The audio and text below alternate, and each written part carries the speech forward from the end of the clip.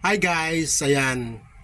Nabash ako dito sa aking page guys dahil dun sa nag-viral na post ko, video ko regarding sa isang pusa na gustong pumasok sa Jollibee. Oo. Ako naman, sabi nila na wala akong puso, ba't daw di ko pinakain, ganon. Yung iba kasi gaya-gaya na lang ng comment. Pero kung panoorin niyo yung video, sinabi ko doon na Ming, wala rin akong pera. It's a tie, 'di ba? It's a tie, Ming, hindi tayo makapasok diyan sa loob dahil pareho tayong walang pera. Tapos yung iba naman makikitid ang utak kung ano-ano pinagsasabi.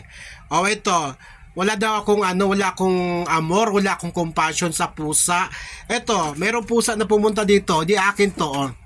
Pupunta na dito dati to sa akin. Dati buntis to, minsan ngayon maliit na ang tiyan. Ibig sabihin, nanganak na siya. Di ko alam kung saan siya nanganak. Gaan na siya ngayon, magaan na. Mapagmahal ako sa pusa, baka akala nyo, no? Kaya lang, ayoko lang talaga na may pusa sa loob. Gusto ko yung pabisa-bisita lang kasi close kasi itong bahay ko at ayoko kasi ng mga moy, di ba? So ito, may mga pusa dito pupunta, inalagaan ko at meron akong pagkain para sa kanila, ha? Kaya kayo ha, yung mga basher dyan na walang ginawa kundi makikisawsaw, makinig kayo, hindi bibingi-bingi, pakinggan mo yung ayon. Ito ayan inaano na niya yung meron akong pagkain para sa mga pusa. Huwag kayong taka-taka dyan, ha? Yung iba, akala mo napakakilalang kilala ako. Mapagmahal ako sa pusa kahit tatanungin mo yung mga nauna pang nanonood sa akin. Yung mamigs, di ba?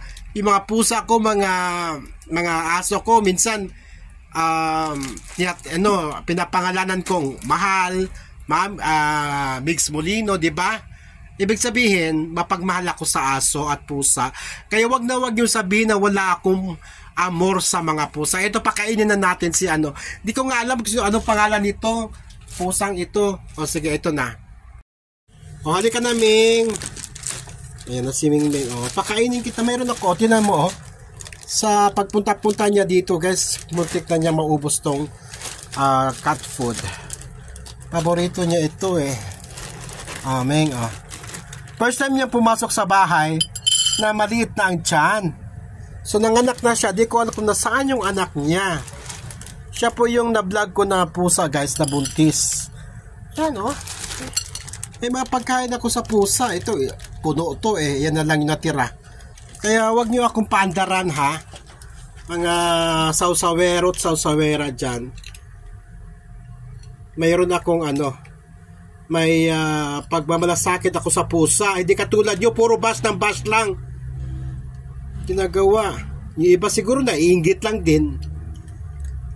Di mag-video din kayo ng mga video. Libre naman mag-video. Ayan, di ko pusa. Pupunta lang dito para kumain.